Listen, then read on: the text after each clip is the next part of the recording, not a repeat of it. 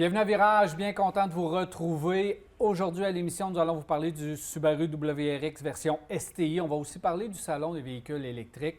On va débuter nos chroniques de pneus d'hiver. C'est déjà le temps d'en parler avec des harnais pneumécaniques. On va avoir beaucoup de nouvelles de l'industrie avec Mathieu Thomasin et on va répondre à vos questions à la fin de l'émission. 670-9078, poste 230 ou encore virage@telmac.tv ou via notre Facebook. C'est les façons de nous poser vos questions et commentaires. Jacques, bienvenue, salut. Salut, Daniel. Ça va bien? Oui, très bien, merci. En forme? Ouais. Ben oui, je suis. En forme, j'espère. On a plusieurs sujets à jaser aujourd'hui. Oui, on va essayer de couvrir ça. Ça commence très, très fort avec Subaru. Oui. On a en studio aujourd'hui la WRX version STI. J'étais pas sûr de mettre cette voiture-là en studio parce que je me suis dit, c'est pas une grosse nouveauté, puis je pense qu'on va pouvoir trouver d'autres choses de plus actuelles. Le modèle change. On sait qu'on a déjà montré des photos de la nouvelle génération qui va arriver, remodelée, retravaillée. Mais après 2 jours dans le véhicule, je me suis dit, c'est efficace. J'ai été dur avec Subaru, je suis encore dur avec Subaru.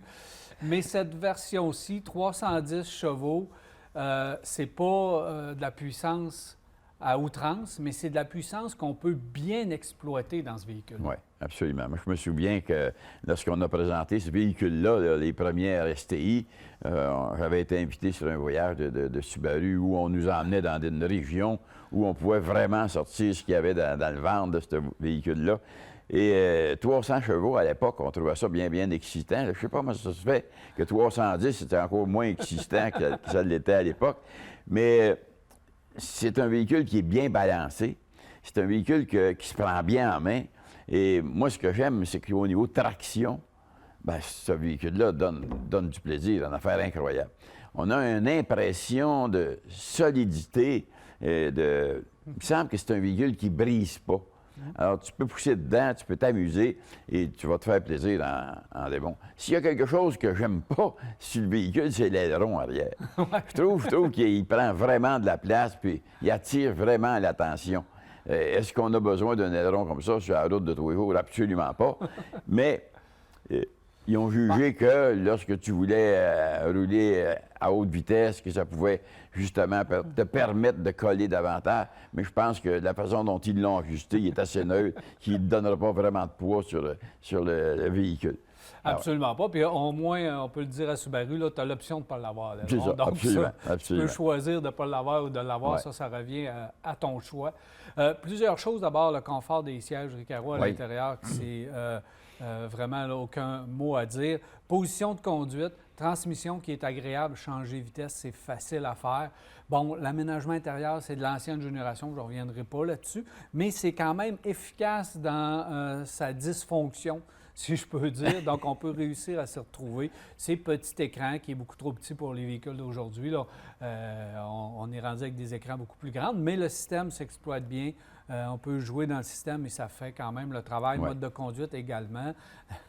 Il commence à faire frais. Là. Je voulais mettre les sièges chauffants, puis il faut se contorsionner un petit peu pour les sièges chauffants. Donc, on va repenser tout ça dans la nouvelle génération, j'imagine, mais c'est pas ça qui est important, c'est la conduite, la solidité, le roulement du véhicule et justement les 310 chevaux, que c'est pas évidemment d'actualité. La prochaine génération, on pense de monter ça autour de 400, mais exploiter ces 310 chevaux-là, ça se fait bien dans le véhicule actuel. Tout ça pour dire que la prochaine génération qui va arriver dès le printemps prochain ou qui va être présentée le printemps prochain a de la pression, Jacques, parce que cette voiture-là est à point. Celle-ci, depuis le temps qu'ils la développent, ils sont rendus à un niveau de développement qui tu ne peux pas aller vraiment plus loin. Quand tu parles au niveau moteur, etc., transmission, le bras de vitesse est un petit peu, a toujours accroché un peu, mais on s'habitue de passer les vitesses avec. Moi, ce que j'aime, c'est le moteur grogneux qu'il y a là-dedans. ça rappelle des vieux souvenirs là, dans Volkswagen, etc., mais qui est rendu beaucoup plus moderne et beaucoup plus intéressant à rouler. Alors, c'est un véhicule qui est performant, un véhicule qui freine, une affaire incroyable, tenue de route, qualité des matériaux, c'est en augmentant. Ça avait besoin d'être amélioré. Ça a été fait pour 2020-2021. Moi, je me dis que la prochaine génération, moi, j'aime ce véhicule-là parce qu'il y a de l'air costaud. il y a de l'air brut un peu, alors que quand on regarde la WRX qui s'en vient, elle est plus douce, plus adoucie au niveau des... Je ne sais pas ce que ça donnera vraiment quand on en verra une, mais ça va être dur de battre celle-là. Ça nous laisse sceptiques pour la prochaine génération, mais une fois qu'on va l'avoir en vrai, parce que c'est exactement la même chose que j'ai dit avec cette version-là, lorsqu'on nous l'a présenté, j'aurais aimé avoir un peu plus de punch. C'est toujours la même chose avec Subaru, j'en veux un peu plus, je veux un peu plus de mordant, puis on me laisse tout le temps sur mon appétit. Mais cette voiture-là est à point, effectivement. Alors, j'ai hâte de voir la prochaine génération. Mais le plus de mordant, ça demande... Tu voudrais plus de mordant par rapport que la voiture est solide et qu'elle est bien attachée au pavé. Alors, ce véhicule-là peut prendre davantage de moteur.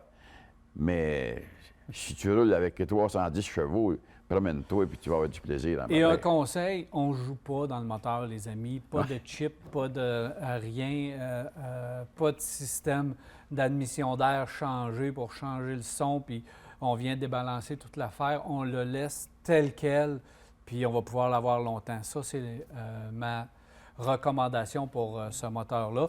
Plusieurs versions sont disponibles. Si on part du WRX, c'est 32 000 le prix de départ. Alors, on peut s'amuser avec des versions jusqu'à 49 000 pour la version que nous avons ici même en studio. Ouais. Merci, Jacques. On se reparle tout à l'heure. Bonne voiture. Oui, au plaisir.